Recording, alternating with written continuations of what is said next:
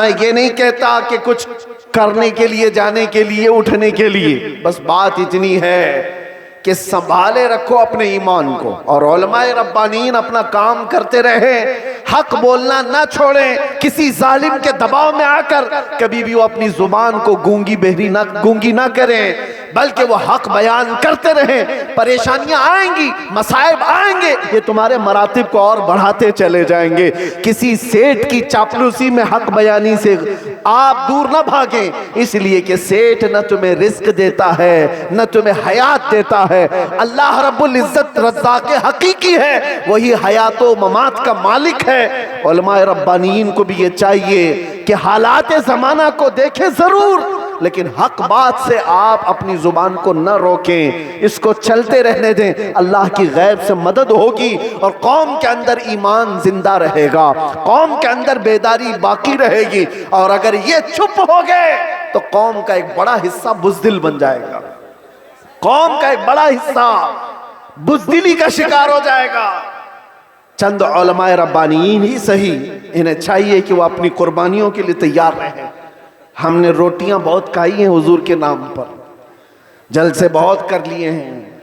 लोग उलमा को आज जो नवाजते हैं, चाहे वो एक नजराने का छोटा सा लिफाफा ही क्यों ना हो, ये ना समझें कि आपकी टोपी दाढ़ी की वजह से, बल्कि मुस्तफ़ा करीम की निस्बत की वजह से सारी कौम आपको नाइबे रसूल समझती है।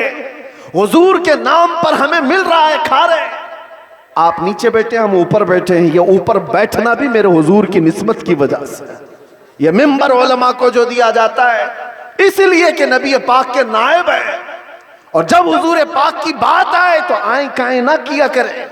उलमा को चाहिए कि वो अपना हक अदा करें, अपना हक अदा करें।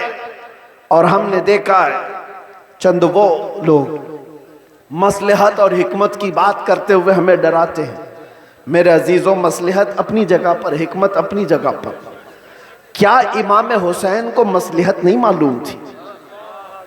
करबला में जाने के वक्त उनको हिकमतें नहीं मालूम थी, जो 72 लोग अपने खानदान के लेकर शहीद हो गए। दीन पर कभी ऐसे मामलात आए तो मेरे अजीजों, उलमा का सबसे पहला ये नंबर है कि कौम आप एक कदम बढ़ाते हैं तो ये 100 कदम आगे बढ़ने को तैयार है। आपको सिर्फ एक जुबान कहने की देर है। कौम तो बेचारी बेपनाह मोहब्बतों के साथ जान देने के लिए भी कुर्बान है। मैं अक्सर एक बात कहा करता हूं, आज से 4 साल पहले मैंने दिल्ली में उस पाखंडी को जो मुबाहले का चैलेंज किया था, और आपको पता है हमारा ऐलान पूरी दुनिया भर में फैला था कि हम आग में कूदने जा रहे हैं।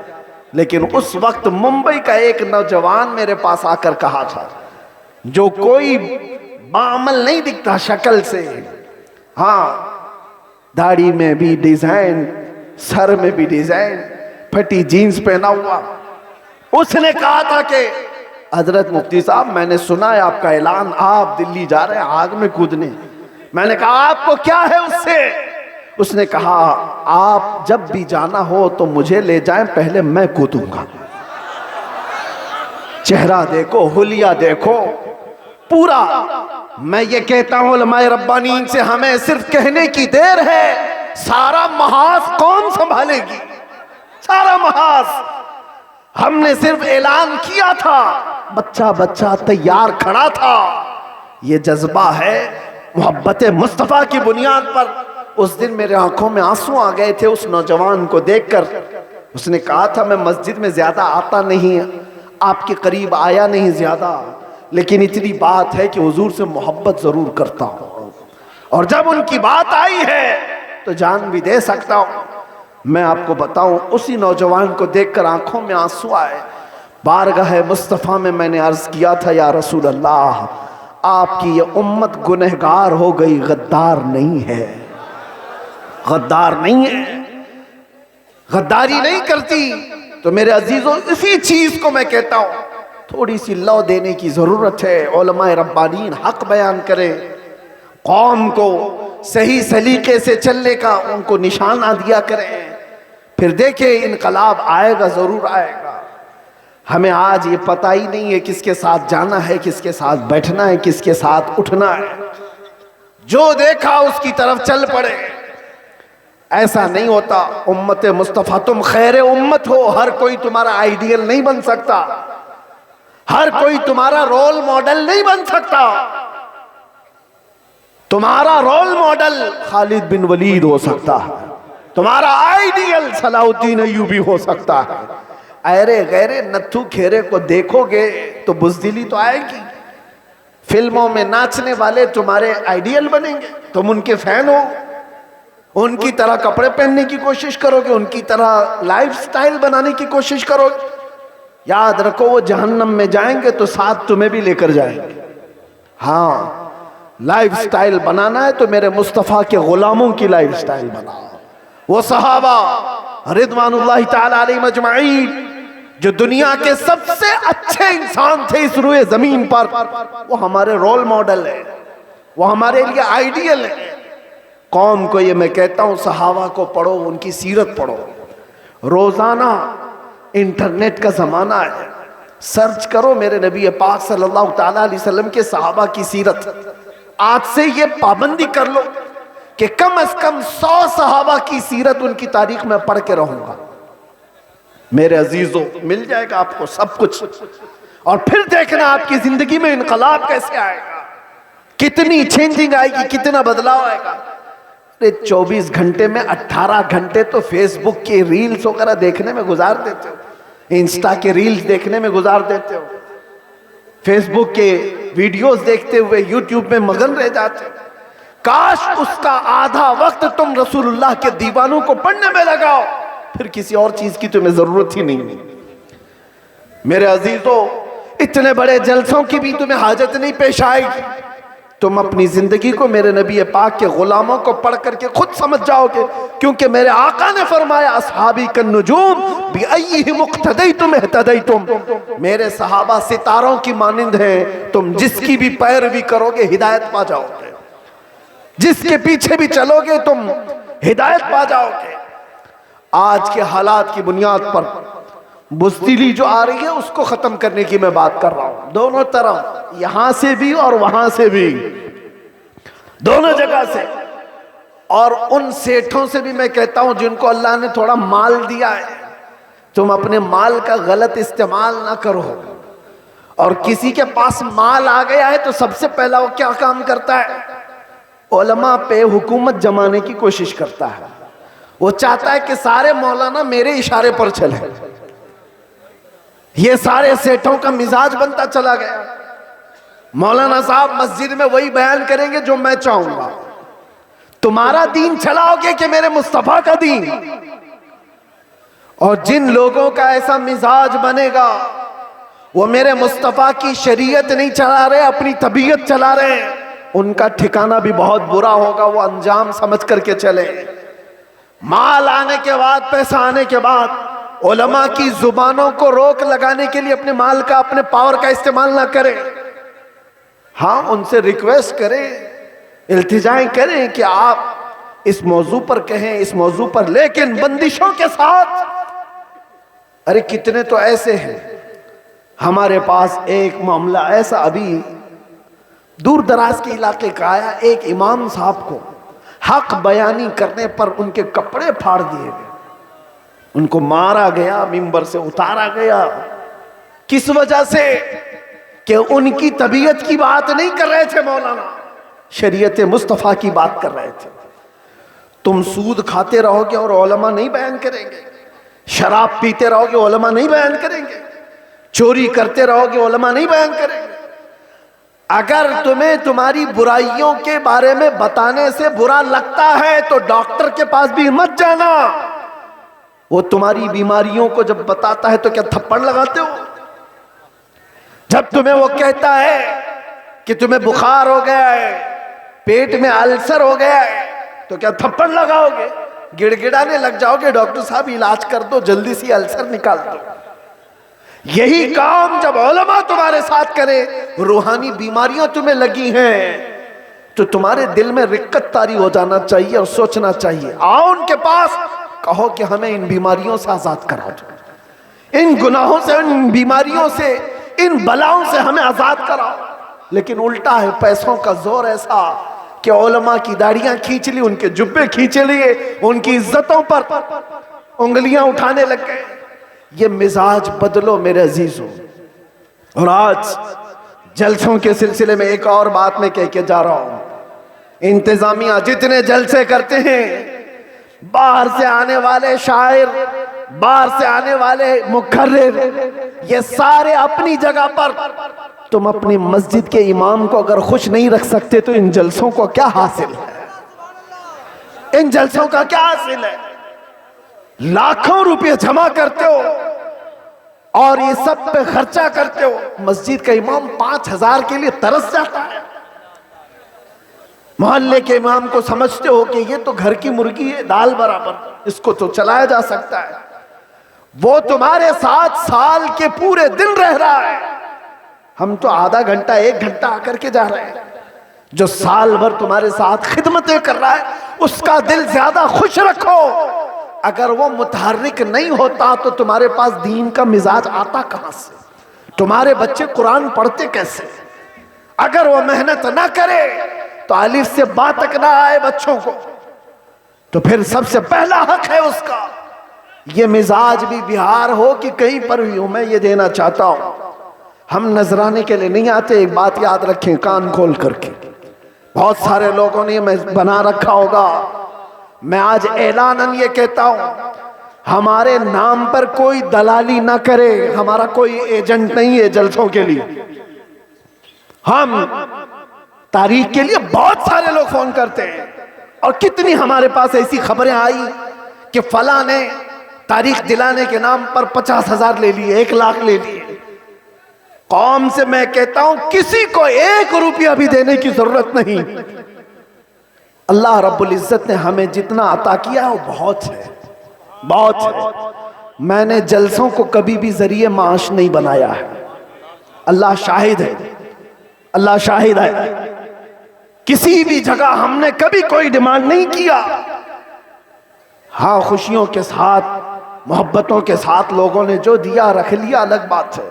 कभी किसी से तकाजा किया हो तो मेरे सामने खड़ा होकर के बता दे। कभी नहीं।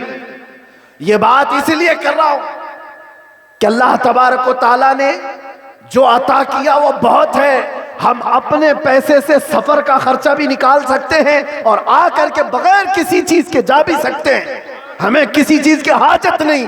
लेकिन आज से मैं कहता हूं, मकामी उलमा को पहले खुश रखो। अगर वो खुश रहे तो दीन का मिजाज बना रहे।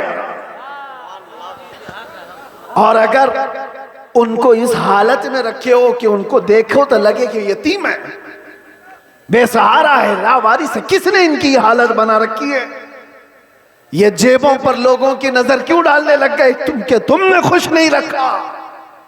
तनख्वाहों में कटौती ऐसी करते चले गए कि उनको एक एक पाई के लिए तरसाते रह गए। मैं जानता हूं कई इमाम ऐसे हैं जो मस्जिद के दिए हुए छोटे से घर में अपनी पूरी जिंदगी गुजार कर चले गए। मदरसे में मुख्तसर सी तनख्वाह पर 40 साल पढ़ाते रह गए। ये सारे खिदमात उनकी अपनी जगह पर। हाँ, कुछ लोग अगर बिगड़े हुए हों तो उलमाए सू हो सकते हैं, मैं उनकी वकालत नहीं कर रहा हूं। कौम का मिजाज बदलने की बात कर रहा हूं। कौम का भी हमें बुलाने की कोई आदत नहीं। हम अपनी जगह पर बैठे, जहां से तकरीर करेंगे फैल जाएगी, आ जाएगी आप तक। मुंबई में खड़े होकर के जुमा में खिताब करते हैं तो पूरी दुनिया में फैलती है, आ जाती है। हम सिर्फ और सिर्फ बड़े इसरार की वजह से आ जाते हैं। हम ये नहीं चाहते कि आपका माल जाया हो, बर्बाद हो। आप ये सारे माल का जो सही इस्तेमाल है वो अहले सुन्नत व जमात की मजबूती के लिए ही पर लगाओ। ये क्या मिजाज है बना रखा है? बहुत सारी फॉर्मेलिटीज हम देख रहे हैं। नात खानी भी नोट खानी की तरह, जिसको देखो उसको पैसों की तलब में अगर नात पड़ी जाती है तो वो नात नहीं रहती है। वो नात नहीं, उससे इश्क़ मुस्तफ़ा नहीं आता। इश्क़ मुस्तफ़ा तो वो है। आज से तकरीबन 70 साल पहले मैंने एक मैगजीन आता था, माहनामा अल मीज़ान, और इस्तिकामत, माजरत, माहनामा इस्तिकामत, उसमें एक चीज़ लिखी हुई थी। बड़े उलमा बैठे हुए थे, एक शायर नाते मुस्तफा पढ़ रहा था और उसके शेर का मफहूम ऐसा कुछ था, एक तरफ काबा है, एक तरफ गुंबद खजरा, दरमियान में मैं हूं, इधर जाऊं कि इधर जाऊं। 18 मरतबा उसने एक ही मिसरा पढ़ा, 18 मरतबा। होता है लोग पक जाते हैं, ये शायर लोग क्या पढ़ रहे हैं, लेकिन वो शायर ऐसा नहीं कि जिस शेर पे पैसा मिल रहा है उसको रिपीट कर रहा हो, जिस शेर पे पैसा मिले उसको बार बार पढ़ते जाओ, नहीं, कोई नहीं। वो उलमा की महफिल थी, 18 बार जब पढ़ा उसके बाद गश खाकर गिर गया। उलमा इकराम बैठे हुए, वो उठाने के लिए आए तो देखा उनकी रूह परवास कर चुकी थी। ये नाते मुस्तफा है। पहुंचा वहीं पर जिसकी मदहसराई कर रहा था, और यहां तो लोग हुल्लड़बाजी कर रहे होते हैं। ये नात नहीं है। नात खानी को नात खानी रखो, नोट खानी मत बनाओ। तुम्हारे पैसे संभाल रखो, देने का इतना शौक है तो बाद में क्यों अलग से ले जा करके नहीं देते। ये उछालना क्या है, ये मुजरा करना क्या है, ये तमाम चीजें क्या है। लोगों को देखा गया है, उनके पास गड्डियां हैं, वो एक साथ देना नहीं चाहते, छुट्टे छुट्टे निकाल निकाल कर, ताकि पूरी दुनिया उनके माल के नजारे देखे। वो अपनी तमाम चीजों की नुमाइश चाहते हैं। मेरे अजीजों, इस मिंबर रसूल को इन तमाम चीजों का खेल ना बनाओ। ये पाक मिंबर है। बुजुर्गाने दीन ने जैसा इस मिंबर को रखा था वैसे ही रखा जाए। मेरे एक उस्ताद फरमाया करते थे, जलसे के 3 रुकन होते हैं, याद रख लीजिए। 3 रुकन हैं, एक इंतजामिया, एक स्टेज के मुकर्रिर, ये 2 गए, तीसरे ऑडियंस, सुनने वाले लोग। तीनों के अंदर अगर इखलास हो तो उस जलसे की धमक पूरी दुनिया में पड़ जाएगी। इखलास हो तो उसके अंदर ताकत और पावर बढ़ जाएगा उस जलसे के अंदर। इखलास कैसे? जलसा कराने वालों का भी इखलास हो कि हम अल्लाह उसके रसूल की रजा के लिए कर रहे हैं, कंपटीशन के लिए नहीं, पैसा जमा करके खाने के लिए नहीं। जलसा किया तो बाकी का पैसा हजम कर लिया, इसके लिए नहीं, इखलास हो। दूसरा रुकन ये मुकर्रिरीन का है, वो पैसा लेने के लिए ना आए हो, वो अल्लाह और उसके रसूल की बात कौम तक सुनाने के लिए आए, उनके दिल में इखलास हो। तीसरा, सुनने वाले भी सर्कस देखने ना आए हो, एंटरटेनमेंट करने ना आए हो, वो अपना घर बार छोड़ करके अल्लाह उसके रसूल के लिए आए हो। जब ये तीनों अरकान में इखलास होता है तो वो जलसा पावरफुल हो जाता है, रूहानियत से भर जाता है। फिर वहां से कहा हुआ हर जुमला ताकतवर होता है। वरना हजारों जलसे क्यों नहीं फायदा देते, क्यों नहीं देते? कहीं तो कोई मिस्टेक है, कहीं गड़बड़ है, इनकी इस्लाह की जरूरत है। कंपटीशन में जलसे ना करो। तारीख लेने वाले लोगों की कतार है। यहां भी बहुत लोग आए होंगे, पहले मिले भी और अब मिलने वाले भी होंगे। उनसे भी मैं कहता हूं, एक इलाके में अगर कहीं हो गया तो सारे साथ मिलकर क्यों नहीं साथ देते? नहीं हजरत, हमारा गांव अलग है, हमारा गांव अलग, उसी गांव में तारीख दो। नहीं हजरत, हमारी कमेटी अलग है। कमेटी भी अलग करना चाहती है, गांव भी अलग करना चाहता है। किस लिए? मेरे अजीजों, इखलास पैदा करो। ये दीनी काम दिखावे के लिए नहीं होते, ये दीनी काम इखलास के लिए, अल्लाह के रसूल की इस शरीयत ताहिरा की हिफाजत के लिए। बहरहाल मैंने जो कुछ भी कहा आप लोगों के मिजाज से हट करके कहा। हो सकता है कड़वी लग जाए बात, लेकिन बीमारियों की दवा कड़वी होती है। बुखार की गोली कड़वी होती है, निगल जाओ तो फायदा है, उगल जाओ तो बुखार बढ़ता जाएगा। इसलिए उलमाए रब्बानीन, जलसे के मुंतजिमीन और अवामुन्नास सब के लिए मैंने ये बात कही है। अल्लाह ताला सबसे पहले इन सब बातों पर मुझे अमल की तौफीक अता फरमाए और सारी कौम को अमल की तौफीक अता फरमाए। मेरे अजीज़ों, अखीर में आओ, मैं अपनी गुफ्तगू समेटते हुए ये बात कहूँगा, अब इस दुनिया में हमारी बची हुई जिंदगी में कुछ भी नहीं रहने वाला, सब चीजें छिन जाएंगी। एक चीज बाकी रहेगी, वो कब्र तक भी रहेगी और हश्र में भी रहेगी। वो चीज है जिसको मैंने कहा जान है इश्क मुस्तफा, रोज फजू करे खुदा, जिसको हो दर्द का मजा नाजे दवा उठाए क्यों। नौजवानों, इस बात पर अपनी जिंदगी गुजारो। तुम्हारी अपने शौक नहीं चलेंगे, तुम्हारी अपनी ख्वाहिशात नहीं चलेंगी, तुम अपनी मर्जी से यहां पर नहीं जियोगे, इसलिए कि जिंदगी तुम्हारी अपनी नहीं है। जिंदगी ये नहीं किसी की किसी के लिए, जिंदगी है नबी की नबी के लिए। ना समझ मरते हैं जिंदगी के लिए, जीना मरना है सब कुछ नबी के लिए। लब्बैक या रसूल अल्लाह, लब्बैक या रसूल अल्लाह, लब्बैक या रसूल अल्लाह। व आखिरु दावाना अनिल हम्दुलिल्लाह।